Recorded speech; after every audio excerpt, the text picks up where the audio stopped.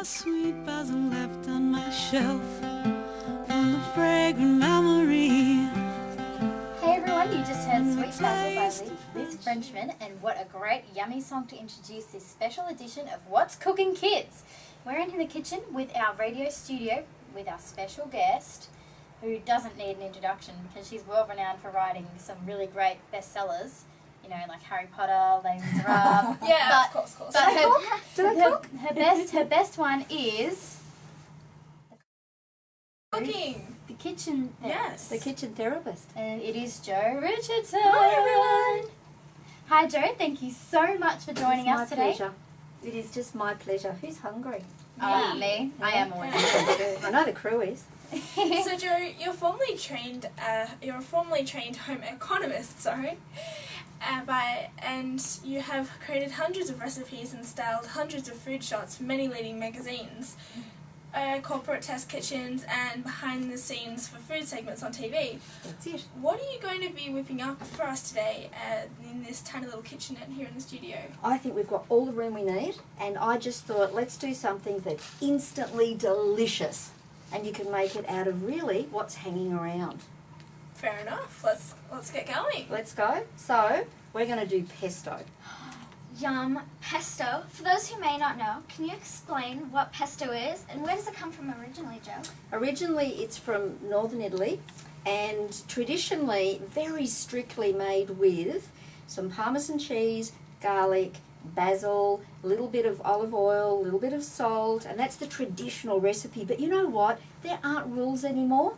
You can make pesto out of anything, any herb, any nut, any vegetable, and it's instantly delicious. So I thought we might do, how about carrot and coriander? Oh, Yum. I know. all these ingredients you've brought in look so delicious. Can you tell us something about what goes into pesto and how many different types of pesto there are? No rules at all, and I think I said that. Yeah, just you did there kind of. really, there's no rules, and the thing is about having the freshest ingredients ready to go, and lots of texture. I think that's what you need. So traditionally nuts, but if you don't like nuts, guess what? Don't put them in. Any sort of herb, especially what you've grown, grabbed out of the garden, and what's abundant and fresh and beautiful. Any sort of veggie. If you like garlic, I love garlic, so I'd always put garlic in. But you do need to have some olive oil. I think that's something you've got to have. That's a must. So is this your own recipe, Jo, and has it come from your book, The Kitchen Therapist? The real one is in the book, and it's a true lovely pesto. But today we're going to have a bit of fun, and you can choose what you'd like to put into the pesto we're going to make. Awesome. Well, another important question is, Jo, how do you make it? Does it involve using any special equipment? Well, I think that you need to have either mortar and pestle, and that's what this gorgeous, very, very heavy piece of culinary equipment here is, and these can be made out of wood or stone or marble, or maybe a food processor. So I've bought one in. Who has a processor at home? I do. I think everyone does. Yeah, I think so. Or there's a lot of these gorgeous little choppers around that are really quick and instant, because that's the thing about pesto. It's really, really quick. So what's the perfect technique for using mortar and pestle? Or do you think I could have a go? You can have a go, and do you know what? The word pesto, it relates to the word pound, and that's exactly what you do when you make a pesto. So you take the pestle, and hold your left or right-handed? I'm a left. You're a left? I'm a lefty. You're a lefty. And now what we might do is start with a little bit of cheese, I think. Cool. So gorgeous Parmesan and lovely and aged, sort of gorgeous aromatic flavour. Everything looks so delicious. It looks good. We'll be ready. So what you're going to do is just start pounding it. And the thing about, and you can really get in there. Let's pound away. And when you're happy with the texture, Aria, just tip it into here. We're cheating. I'm scared I'm going to like We're going to go this way, all right? So we'll okay. see, yeah. So I'm going to take, and you can either have a fine pesto or a chunky pesto. So I popped my Parmesan into the little chopper here.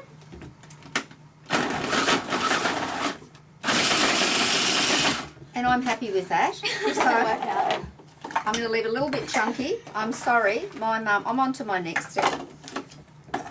she's not done yet. Yeah. Keep going there. I think that looks really good. Do you want to pop it into the bowl? I think that's great. Oh gosh. Yeah. Pick it up. You can't lift it. Yeah.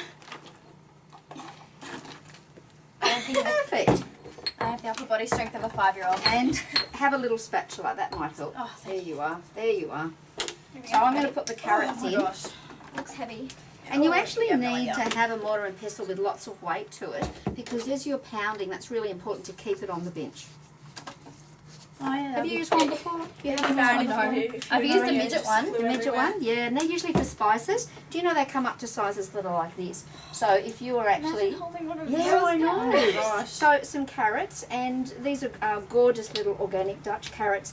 And I don't like to peel very much. I like all the nutrients in the skin. They've just had a really good wash. And I even like all the tails and everything. I just, leave it on.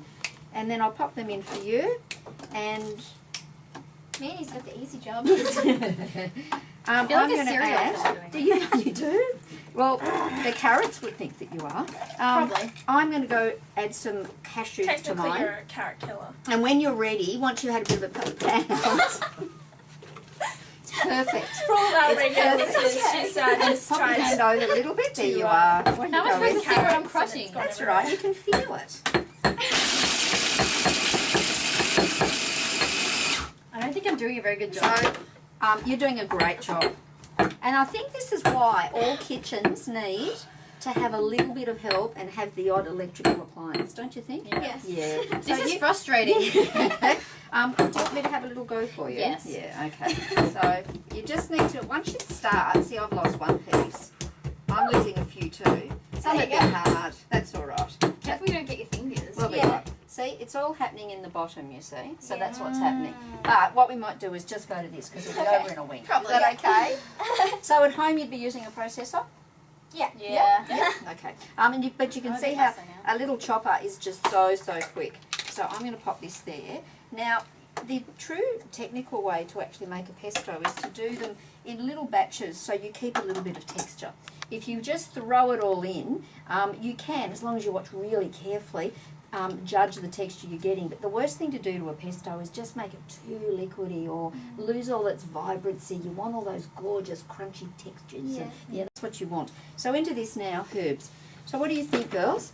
We could do a combination of beautiful fresh coriander, and this is a herb I really love. It's a basil mint. Yeah, how we about? made spaghetti with those at Oh, school. you did? Yeah. Do you want to eat some and tell me if you think it's more basil-y or more minty? Smells quite basil-y.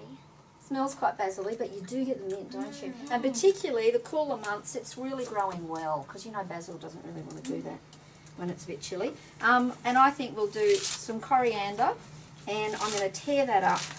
And in with the coriander, definitely some garlic. And as long as we all have garlic, we'll all be happy, won't we? I like garlic. I like garlic. And some salt. I'm going to give that the briefest of little chops. And then put everything back in together. Add some olive oil and we'll adjust the seasoning, girls. And then it's time to eat. Yum. Awesome. Yum. I smell, wait, I'm really I hungry. can really smell it now. Oh, It's yeah, me smelling too. so good. But I've done something wrong, so Oh, I'll just, no. yeah. Oh no, it's all right. We'll fix it. I did not touch it. Just to let you know. Oh no, it's something that I've done, so don't worry. There we go. And you know what I forgot? The ingredient I said that was so important. The oil. Oil. Very What was important to that? have oil. So this now is just yum. We'll give it a 1 second chop. And let's Now, Joe, enjoy. is it true that before Winston Churchill in World War II, gave his most famous speech, actually ate a big bowl of pesto? Well, you know what? If that is true, that gave him all the vibrancy and the nutrients and a lovely full tummy. And so I hadn't. That's very interesting. Oh, and Moses ate it too before he led the Jews to the Exodus. Of course he did. Of course he did. It is actually something that, and that just looks delicious. And because I love olive oil, we'll just do some more on top. I think Yum. everybody loves olive oil. And how about that? Give me Isn't that a glorious? smell. Oh, So wow. when I said you could use anything, I've had everything from beetroot pesto to zucchini pestos. I've had mushroom pestos, asparagus pestos, really whatever. Any herb, any delicious nut, a little bit of salt, a little bit of garlic, definitely some oil, and there you are. Well, I have a question. Yes. Other than olive oil, what do you think is a need to have ingredient? Other than olive oil, I think you need to have herbs. I think I have had pesto without cheese because maybe you're dairy intolerant, and I've had pesto without nuts, but herbs. Herbs are a must. Well, remember that, all of our listeners, herbs. So what do you serve with pesto, and how is it best to be served? Anything you like is the answer to serve pesto Even with. chocolate? Yes. But I think Go with That's pesto. actually even with chocolate, I think that would be awful. Even What if if it it was was a chocolate bit of pesto? chocolate. I think it's I think any veggie is gorgeous. Any veggie piece, some nice crackers, so some lovely sourdough here. Ooh, I love Um, sourdough. I think it's Looks definitely delicious. something that you dip in with. It's also something that you put on. So I have it all the time to toss your pasta on. Anything from barbecued lovely chicken, pork cutlets, maybe some lamb, fish, anything.